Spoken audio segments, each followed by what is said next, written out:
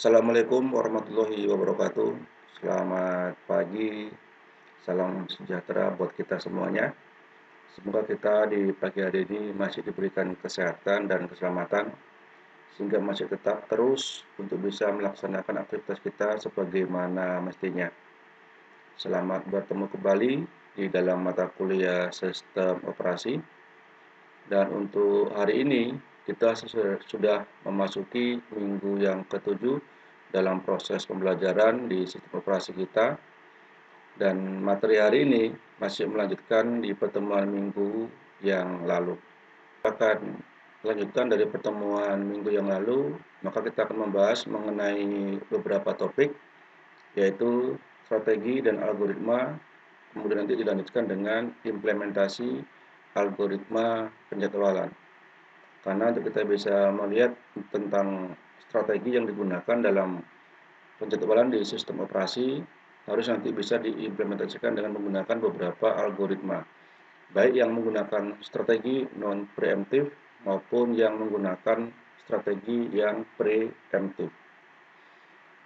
Di minggu yang lalu, kita sudah membahas mengenai algoritma penjadwalan dengan strategi non preemptif, yaitu dengan strategi FIFO atau FGFF, di mana waktu itu kita sudah membuatkan tabel dan dilanjutkan dengan Gantt-nya, di mana Gantt-nya kita peroleh yaitu untuk P1, P2, dan P3, di mana P1 itu dimulai dari proses 0 dan berakhir dengan 24, dan P2 sampai selesai itu di 27, dan P3 selesai atau finish time-nya itu di 32.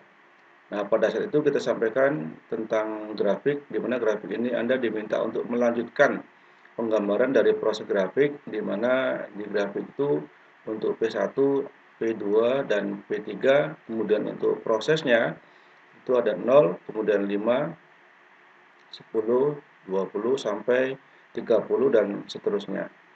Anda waktu itu memiliki sebuah tugas yang harus Anda selesaikan, yaitu Anda untuk menentukan proses dari P1 yang sudah kita bahas, di mana P1 dimulai dari 0 dan selesai atau finish dia di 24. Kemudian Anda diminta untuk menyelesaikan tugas selanjutnya adalah untuk menyelesaikan proses dari P2 dan dari P3.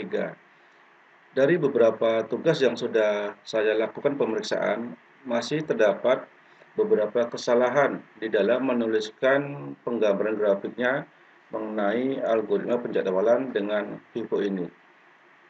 Untuk kita bisa membuat sebuah gambaran grafik dengan algoritma, di sini kita contohkan dengan algoritma perjalanan FIFO, maka kita harus menarik garis lurus dari P1 yang merupakan proses pertama, kemudian sampai selesai, di mana selesai ini diakhiri dengan tanda panah. Jadi proses itu ditarik garis lurus, tidak terputus-putus, dan jadi dengan tanda panah. Dan untuk memastikan berhentinya proses, kita bisa juga menarik garis secara vertikal. Nah, inilah proses selesai untuk P1. Kemudian untuk P2 yang nanti juga akan selesai di 27 dan P3 akan selesai di 32, maka kita akan menggunakan satu bentuk garis lurus juga. Maka di P2 kita melakukan, pertama harus kita tarik garis putus-putus. Artinya di dalam garis putus-putus inilah waktu tunggu yang dilakukan oleh P2, sehingga P2 itu akan melakukan prosesnya dimulai dari 24, ya, dari 24 dan berakhir di 27. Jadi garis putus ini melambangkan proses waktu tunggu yang harus dikerjakan oleh P2 untuk dia bisa melaksanakan prosesnya setelah proses P1 tadi yang bergaris merah ini selesai. Sehingga P2 akan melakukan prosesnya itu dimulai dari 24 dan finish time-nya selesainya di 27. Sehingga kita bisa menggambarkan antara 0 sampai 24 itu dengan garis putus-putus yang menandakan waktu tunggunya, dan waktu proses itu dimulai dengan garis yang tidak terputus-putus dan finish di 27, dan kita ini dengan tanda panah dan kita tarik garis ke bawah untuk memastikannya. Ya. Jadi ini proses untuk P2 yang dimulai dari 24 dan berakhir di 27. Nah, berikutnya untuk P3 juga begitu. Kita tarik garis lurus putus-putus mulai dari 0 sampai ke 27, karena P3 prosesnya dimulai dari 27 dan berakhir di 32. Sehingga bisa kita tarik garis seperti ini, inilah proses untuk P3 dan berakhir di finish time di 32. Nah, demikianlah gambaran dari penggunaan grafik untuk jawaban lanjutan dari minggu yang lalu. Selanjutnya, untuk memastikan lagi, kita juga nanti bisa membuat suatu bentuk pewarnaan seperti ini. Jadi, ini warna merah untuk proses yang dilaksanakan oleh P1, kemudian ini kuning untuk yang dilaksanakan oleh P2, dan ini yang proses yang dilaksanakan untuk yang P3. Sehingga dalam gambaran grafiknya, kita bisa membuat satu bentuk legend atau keterangan bahwasanya merah ini untuk P1, kemudian kuning ini untuk P2, dan putih ini untuk P3. Nah, inilah gambaran lengkapnya tentang algoritma penjadwalan yang bisa kita buktikan dengan grafik. Di mana minggu yang lalu kita diminta buktikan dengan tabel, Gantt chart, dan grafik. Maka penggambaran grafik itu bentuknya seperti ini untuk lebih lengkapnya. Mudah-mudahan penjelasan ini bisa Anda pahami nanti untuk beberapa tugas-tugas yang berikutnya.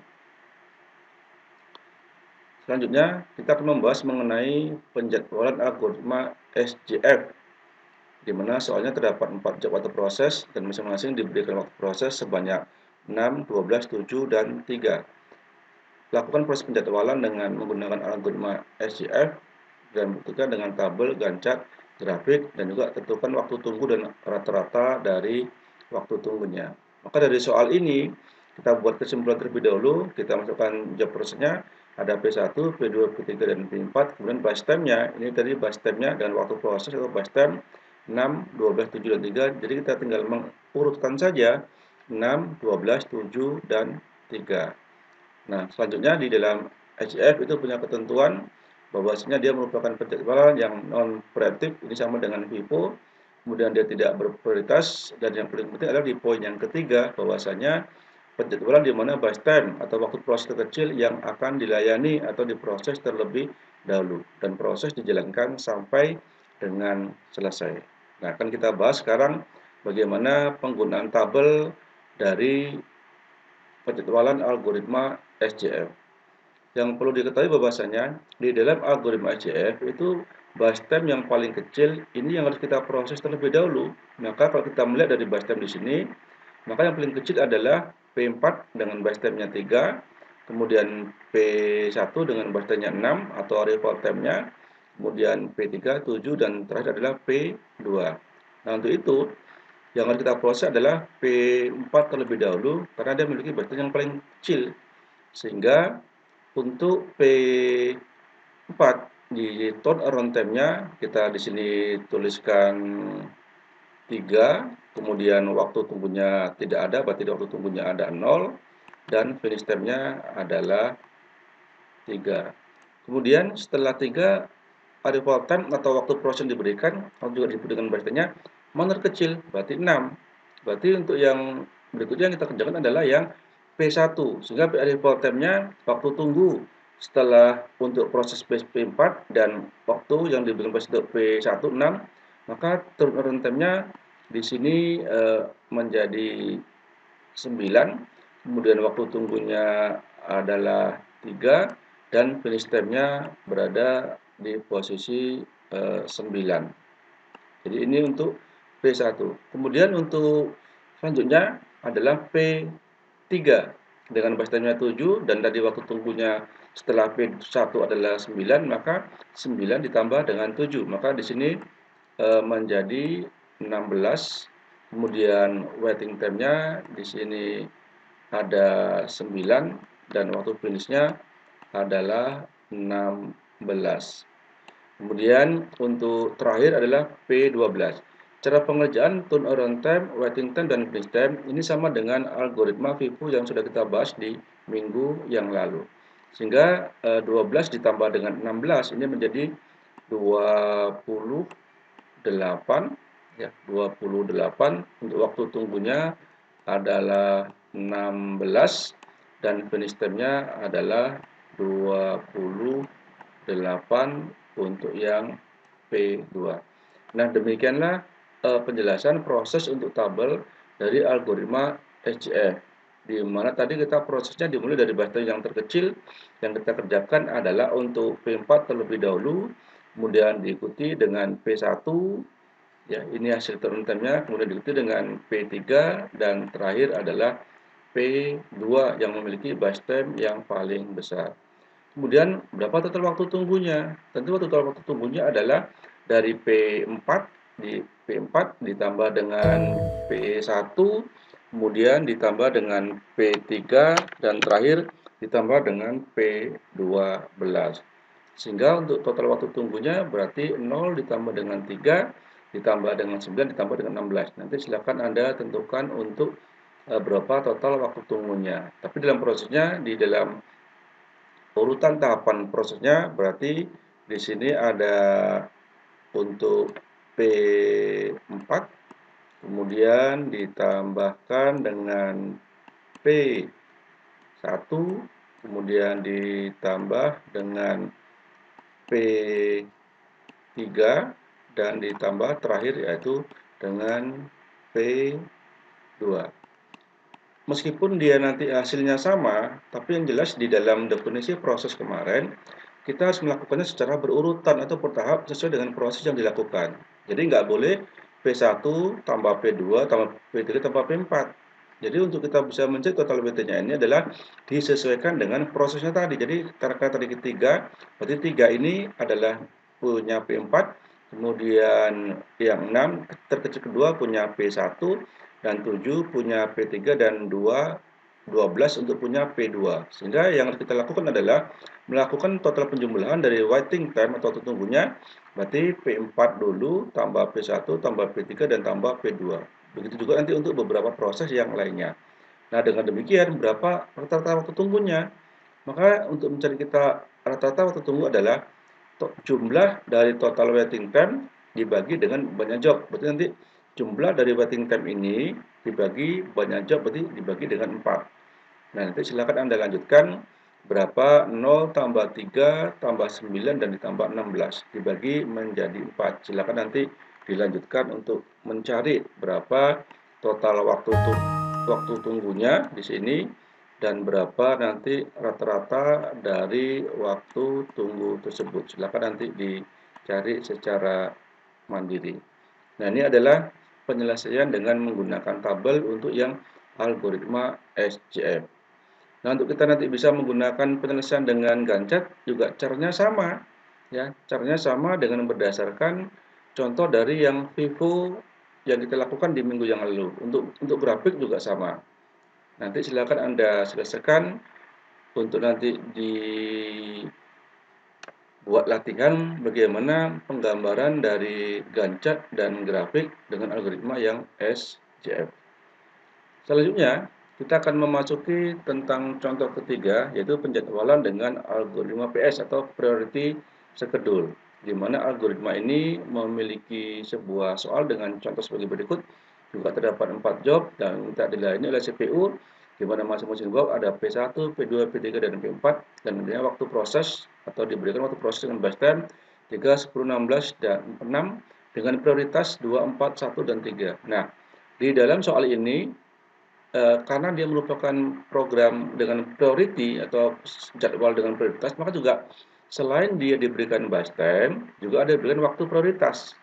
Ya, jadi prioritasnya adalah 2, 4, 1, dan 3. Lakukan proses penjadwalannya dengan menggunakan algoritma priority schedule dan buktikan dengan menggunakan gambar, ada tabel, Gantt, grafik, tentukan total waktu tunggu dan rata-ratanya. Jadi ini seperti biasa soalnya, hanya saja ada penambahan dari waktu prioritasnya atau priority schedule-nya. Nah, untuk itu bisa kita lihat dari soal ini, kita buat satu bentuk kesimpulan sebagai berikut. Jadi ada job atau prosesnya, ada bar time-nya, dan kita tambahkan di sini satu kolom lagi, itu kolom tentang priority. Karena memang dia bekerjanya berdasarkan dengan prioritas yang ada. Jadi kita tentukan di sini job prosesnya P1, P2, P3, dan P4. Kemudian batch time-nya ada 6, 12, 7, dan 3. Dan prioritasnya ada 2, 4, 1, dan 3. Yang perlu dipahami di sini bahwasanya untuk kita bisa menggunakan algoritma penjadwalan dengan prioritas, maka kita memperhatikan prioritas yang ada. Jadi kalau di sini ada 2, 4, 1, dan 3, maka angka yang terkecil lah yang harus kita prioritaskan yang pertama sekali. Artinya yang memiliki priority paling kecil itu yang harus diproses atau dikerjakan terlebih dahulu. Nah, untuk itu kalau kita melihat di sini bahwasanya yang memiliki prioritas terkecil adalah P3, 1, kemudian diikuti dengan P1, prioritasnya yang kedua. Dari soal tersebut, kita bisa membuat dalam satu bentuk tabel, di mana tabel ini kita tambahkan dengan kolom yang ketiga, yaitu tentang priority atau prioritas. Karena tadi di dalam soal juga disebutkan adanya prioritas yang berkaitan dengan algoritma penjadwalan PS atau priority schedule. Sehingga kita bisa menambahkan di kolom prioritasnya adalah 2, 4, 1, dan 3. Maka kalau kita melihat dari soal ini berkaitan dengan prioritasnya, maka nanti yang harus dikerjakan adalah yang memiliki prioritas yang paling terkecil yang kita dahulukan. Sehingga kalau kita melihat di sini, berarti yang memiliki prioritas terkecil adalah untuk P3 yang pertama, kemudian P1 yang kedua, kemudian P4 yang ketiga, dan terakhir adalah P2 dengan prioritas yang keempat. Nah, inilah yang menjadi kunci nanti untuk proses yang pertama harus kita lakukan berkaitan dengan algoritma atau penjadwalan algoritma PS atau priority schedule, di mana proses pengerjaannya melihat dari prioritas yang sudah ditentukan sebelumnya. Nah, untuk itu kita akan lihat tentang penjadwalan algoritma dengan priority schedule berkaitan dengan ketentuannya. Bahwasanya algoritma PS ini atau priority schedule merupakan algoritma yang berbentuk preemptif. Jadi berbeda dengan yang non preemptif seperti contoh yang sudah sebelumnya kita laksanakan, yaitu FIFO dan FJS atau FIFO dan SJF. Nah, ini termasuk yang preemptif. Kemudian proses algoritmanya hampir sama dengan FIFO, ya, hanya menggunakan prioritas. Jika proses memiliki proses yang sama dengan proses lainnya, maka proses akan dilakukan yang datang terlebih dahulu seperti halnya FIFO atau FJFS. Nah, ini artinya nanti jika di dalam sebuah soal itu dia memiliki prioritas yang sama, misalnya 1, 4, 2, 2 begitu. Jadi ada 2 yang sama, maka nanti kita melihat kembali lagi berdasarkan FIFO. Mana yang datang duluan, jika dia sama, maka itu yang harus diproses terlebih dahulu. Dan ini merupakan penjadwalan yang berprioritas. Nah, ini tentang ketentuan dari penjadwalan PS priority schedule yang merupakan penjadwalan preemptif. Ya, kita akan coba buktikan nanti dengan penggunaan tabelnya. Baik, kita akan lihat dengan menggunakan tabel. Maka dalam tabelnya juga ada ditambahkan mengenai priority. Jadi ini adalah tambahan dari kolom yang sebelumnya nggak ada, karena dia merupakan penjadwalan dengan strategi yang preemptif dan dia berprioritas, maka kita menambahkan prioritinya. Jadi tadi ada 2, 4, 1, dan 3. Disebutkan tadi bahwasanya untuk penjadwalan yang PS atau priority schedule itu kita mengerjakannya dengan berdasarkan priority atau prioritas yang paling terkecil. Sehingga kita di sini ada P1, maka ini yang kita proses terlebih dahulu. Prosesnya sama seperti FIFO tadi, hanya berdasarkan prioritas yang paling terkecil. Sehingga kita lihat di sini yang terkecil adalah P3, di mana di area fotonya ada 16, berarti turnaround time-nya yang kita jalankan adalah yang P3 terlebih dahulu. Sehingga di sini kita tulis sebanyak 16, ya.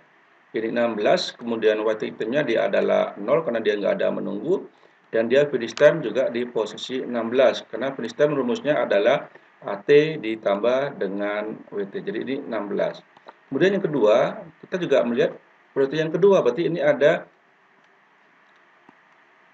ya, berarti untuk priority yang kedua, proses kedua adalah yang memiliki prioritas yang terkecil kedua, berarti di sini kita ada P2.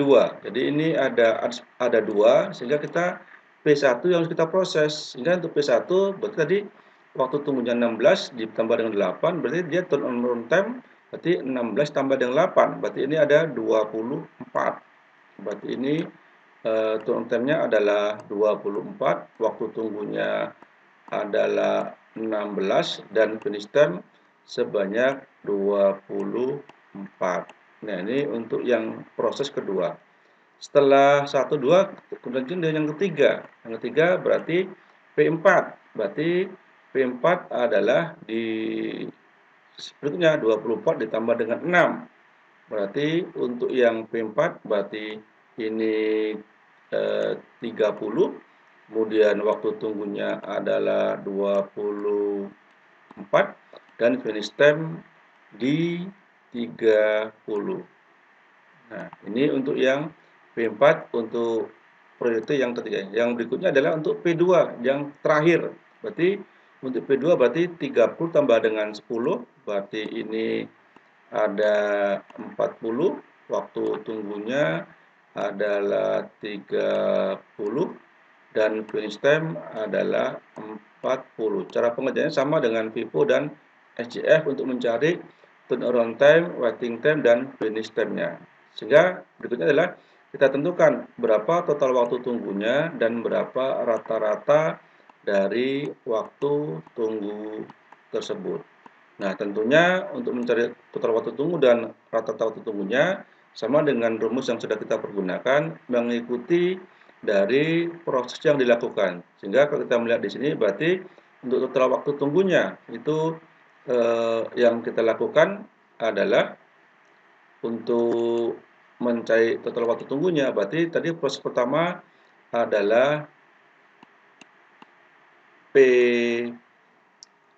P3 ya, ingat tadi nggak boleh terbalik, P3 kemudian ditambahkan dengan P1, kemudian ditambahkan dengan P4, dan terakhir ditambah dengan P2. Sekali lagi saya katakan bahwasanya Anda harus mengikuti ketentuannya, tahapannya berdasarkan prosesnya untuk mencari waktu tunggunya. Jadi P3 tambah itu P2 tambah P3 tambah P1 tambah P4 dan tambah P2. Berapa jumlahnya ini? Silakan nanti Anda cari berapa jumlahnya dan tentukan dari rata-rata waktu tunggunya. Tentu jumlahnya nanti hasil total waktu tunggu dibagi dengan 4 karena di sini jobnya sebanyak 4. Nah, inilah untuk mencari berapa total waktu tunggunya. Dan nanti jangan lupa untuk kita bisa menentukan average waiting time atau rata-rata waktu tunggunya. Jangan lupa untuk mencantumkan ms ya, merupakan satuan dari AWT untuk ms atau millisecond. Jadi merupakan detik dari waktu tunggunya. Jadi jangan lupa untuk mencantumkan satuan waktunya untuk mencari rata-rata dari waktu tunggunya, yaitu dengan menggunakan satuannya adalah ms. Nah, demikianlah penggambaran sebuah tabel yang menggunakan penjadwalan dengan strategi preemptif, yaitu dengan algoritma penjadwalan PS atau priority schedule. Dan nanti Anda bisa lanjutkan dengan menggunakan Gantt chart dan juga menggunakan grafik di dalam penggambarannya. Maka untuk Gantt chart itu juga sama pengerjaannya seperti kita menggunakan penggambaran FIFO dan SCF sebelumnya. Misalkan seperti ini contohnya. Jadi untuk bisa menggambar Gantt chart, kita bisa menarik garis lurus seperti ini. Ini kita bisa tarik garis lurus. Berarti tadi adalah P3 dulu. Jadi ini nanti dimulai dengan 0, kemudian kita tuliskan di sini untuk P3. Dia proses misalnya finish time-nya dia tadi berapa finish time untuk yang P3? Berarti ini di 16 ya. Kemudian setelah itu setelah P3 berarti kita tadi langsung ke P1, maka juga sama prosesnya. Jadi ya, mengikuti dari total berarti P3, kemudian di sini kita buatkan dia P1 ya. P1 dia tadi memiliki 8, berarti 8, dan P1 itu finishnya di 24. Nah, kita buat ini 24, kemudian setelah P1 kemudian P4 ya. P4 kita buatkan di sini untuk P4 ya. P4 itu berarti tadi finishnya di 30, P4 itu finishnya di 30, Kemudian terakhir adalah bus time yang paling besar adalah P2, maka ini untuk P2 di mana dia finishnya di 40. Nah, inilah gambaran dari Gantt chart untuk algoritma perjalanan FIFO yang memiliki 4 buah proses. Yang perlu diperhatikan bahwasanya di dalam membuat Gantt chart ini kita tidak boleh menggunakan besaran yang sama. Misalnya ini kolomnya sama. Sehingga tadi kita bisa melihat P3 kenapa agak lebih panjang begitu? Karena P3 diberi waktu proses sebanyak 16. Ini 16. Jadi ini waktu proses untuk P3 16, maka dia agak lebih besar. P1 agak lebih kecil karena diberi waktu proses sebanyak 8. Ya, 8. Dan P4 lebih kecil lagi karena dia diberikan proses sebanyak 6. Dan P2 agak sedikit lebih besar karena prosesnya diberikan sebanyak 10.